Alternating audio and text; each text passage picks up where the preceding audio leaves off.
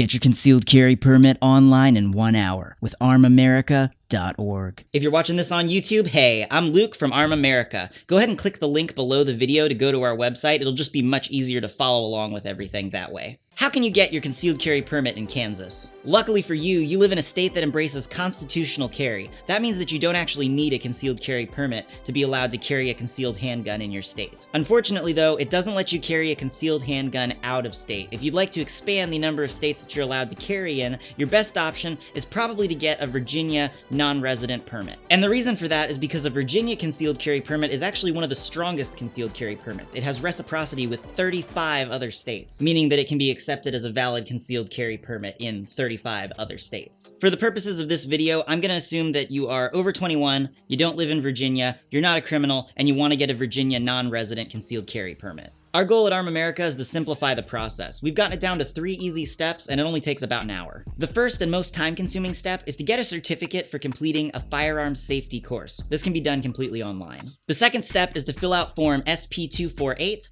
and the third step is just gathering a few papers and mailing it all in. Basically, it's easy stuff like a scan of your driver's license and a photo of you to use on the permit, things like that. This set of videos walks you through each step to make it as simple as possible. Go ahead and click next step below when you're ready to get started. The first step to getting your Virginia non-resident concealed carry permit is to get a certificate for completing a firearms safety course. This can be done completely online. Go ahead and click below the video. You're going to see a button that says Get Certified Now. Click on that, and it's going to open a link to Virginia Concealed in a new tab. Virginia Concealed has a great firearms safety course, so we're just going to scroll to the bottom of the page here, and you'll notice that there is a video right here that says Safety Training Course Virginia Concealed Carry Permits. So this is a 40-minute video, and you're going to go ahead and hit play on that, watch the whole video, and then at the end of that, you can click here and say, I agree to the terms of use. Click here to begin your test, and this opens an 11-question open note test here. Once you fill out this test, you can click to submit your results, and then you'll have to pay. It's great because they let you take the course for free and redo the test as many times as you want until you pass. Once you pass the test, you pay. It's like $60, and they email you your certificate for passing the firearms safety course. The course is like 40 minutes long, and it has a ton of great information in it, and Virginia Concealed really does want you to watch the entire video. They don't want you to just click and then skip to the test. But if during the test you're having a little bit of trouble remembering or anything like that, since it is an open note test, we have an FAQ here on the bottom of step 1 that you can look to, and that's just got a lot of helpful hints and reminders for things just in case you missed it and it's, taken you a while to find it, scrubbing back through the video. So feel free to refer to that if it's helpful. Once you've finished the 11-question test and you've been emailed your certificate, you're ready to move on to step 2. So go ahead and scroll back up on our website and then just click on next step to move on to step 2. The second step to getting your non-resident Virginia concealed carry permit is to fill out Form SP248. If you look on this page right below the video, you should see a button that says Complete Form SP248. If you're on a computer, which is the ideal way to do this, you can click on that, and it's going to open in a new tab where we can fill in the information. If you're watching this on a phone, it's going to try to download it, which is a little bit more confusing, so I do recommend doing this on a computer.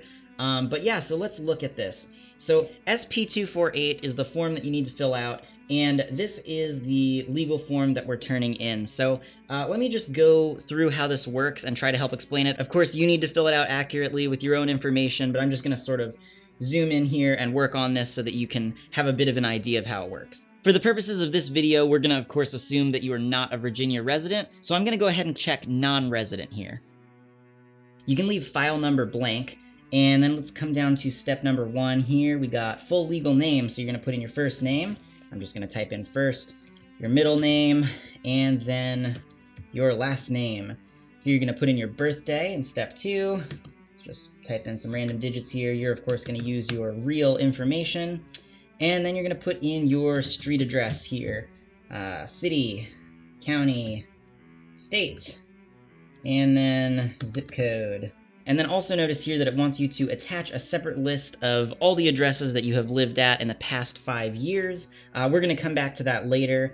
But yeah, so also notice here you've got the option to add your email. I would definitely recommend doing that because then they can just send you an email in 5 years when your permit's about to expire and you can re-up it rather than having to deal with it the other way. Here they want to know a little bit of information about you, how tall you are, weight, sex, race, hair color, eye color, all that good stuff, and social security number. Now, they're not actually allowed to require you to put your social security number, and some people may not want to do it, but I would suggest that you put your social security number because it helps keep it from, it just makes it easier because they're trying to verify your information and make sure who you are, and they can do that without your social security number. But if you just give them your social security number, it makes their jobs easier, so you're more likely to get your permit faster. So put in your social security number there, and place of birth, you're going to enter that. Country of citizenship, of course, is going to be the United States. Phone numbers, and then here we're on to this whole section. This whole section here is basically just, are you a bad guy? So I'm assuming that you're not a bad guy, in which case you're just going to check no on all these boxes, but let's go through what they are real quick just in case. Have you ever been convicted of a felony? Blah, blah, blah. No. Have you ever been convicted of a misdemeanor? Blah, blah, blah. No. Have you been committed to the custody of the Commissioner of Behavioral Health? Blah, blah, blah. No. Have you been acquitted by reason of insanity? Blah, blah. No. Have you been involuntarily admitted to a facility or ordered to mandatory outpatient treatment if you were subject to a temporary detention? Blah, blah. No. Have you received mental health treatment or substance abuse treatment in a residential setting? Yada, yada, yada. No. Are you the subject of or named as a respondent in a restraining order or protective order? No. Are you addicted to or an unlawful user or distributor of marijuana? No. Are you an alien not lawfully admitted for permanent residency in the United States? No. Have you been discharged from the armed forces under dishonorable conditions? No. Are you a fugitive from justice? No. Do you have any criminal charges pending? No. Have you within a 3-year period immediately preceding the date of blah, we're just going to say no to this one. Do you currently have a valid resident concealed handgun permit? I'm going to assume that, of course, you do not because this is your first time applying for one, so we're going to say no. And then down here you can see it says signature of applicant. You're going to go ahead and print this form out and sign it physically with a pen, not just type it in here. And the date you can enter yourself on the computer or you can write it in. Either way. Now all this other stuff, forms, this just relates to mostly the criminal stuff, and since we said no to everything, it doesn't really apply, so still include it with your papers, but just completely blank is fine. Form 1, Form 2, we're going to ignore all this stuff. And then these notices down here are just like additional information with the stuff that we filled out above, so you can read it if you'd like, but if you've already filled it out, you're probably good. And then this criminal background investigation thing, that's not for you. Someone else is going to fill that out. But you do want to include all of these papers. So even if they're just blank, you just, all 4 pages, print them out, and it's really only the first one that you have to write anything on. So great. We've filled out the form here, SP248. And there is one more thing, though. Now remember up here at step 3, it says to attach a separate list of all the addresses that you've lived at. We're going to go ahead and click back, and you'll notice there's a little button, and addresses. Now, you can just type this out yourself manually in Word if you'd like, but just to make it convenient for you, we've got a little button here. If you click on that, it's going to download a Word document called addresses, and you can just click on that, and it's going to go ahead and open in Word, and this is just a template to make it easier for you. So you click Enable Editing, and you're just going to update this with your addresses. There's a little note saying that, so we're going to get rid of that little note line. And if you've only lived at one address in the past 5 years, that makes it easy. Just type your one address and then delete all the other ones. But if you've lived at multiple addresses, one address per year, then you're going to just enter all of them. And then, say it was only 3 addresses, you'd fill these guys out and then just get rid of these last 2 because they don't apply. And then you're going to print this document out as well and then include it with the rest of your paperwork. So once you've done all that, you are finished with step number 2. You filled out the form. You should already have your certificate from step number 1, and then you've got your addresses sheet. So print all that stuff out, and you are ready to move on to step number 3. Go ahead and go look under this video. There should be a button called Next Step. So just go ahead and click on that, and I'll see you over at step 3.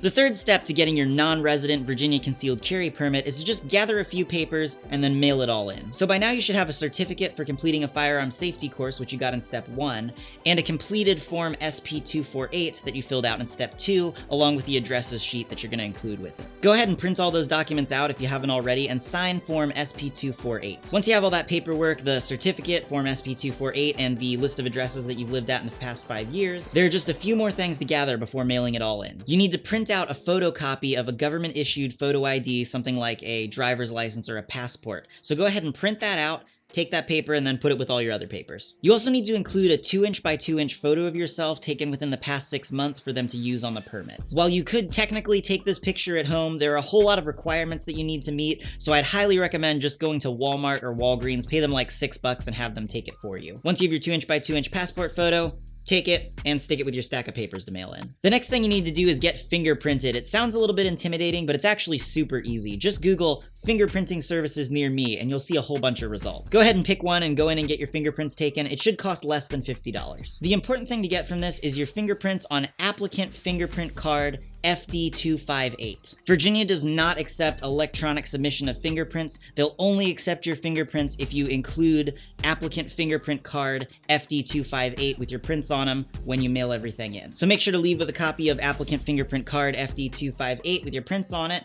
Take that card and then put it with the rest of your papers. The final thing is just to pay the application fee, which is $100. You can pay with a cashier's check or a money order made payable to the Virginia State Police. And you can get money orders at just like the post office or Walmart. You basically just pay the amount that the money order is for and then write out who it's to. So go ahead and take that money order or cashier's check and include it with the rest of the papers to mail in. And that's it. So just as a checklist here, you should be including a certificate for completing a firearms safety course, a filled out copy of Form SP248, along with an attached sheet with all the addresses that you've lived at in the past 5 years, a photocopy of a government-issued photo ID, along with a 2" by 2" passport photo for them to use for you on the permit, your fingerprints on applicant fingerprint card FD258, and a money order or cashier's check for the application fee made out to the Virginia State Police. Now you're just going to take all that, put it in an envelope, and mail it to the correct department of the Virginia State Police. To get the correct address, you can go ahead and click the button below this video labeled Address, and that'll take you to this webpage. You just want to scroll down a tiny little bit, and this is the address right here. That's it. Slap some stamps on it, throw it in the mailbox, and your concealed carry permit should arrive within a month or two. If our website's been helpful in really simplifying the process for you, consider making a donation. We're totally community funded, and we're trying to reach as many people as possible. Also, if you have any friends that are interested in getting their concealed carry permit, or you know someone who's just turned 21, make sure to link them to our site, armamerica.org. Alright guys, well that's it for the video. Thanks for helping make America a safer place.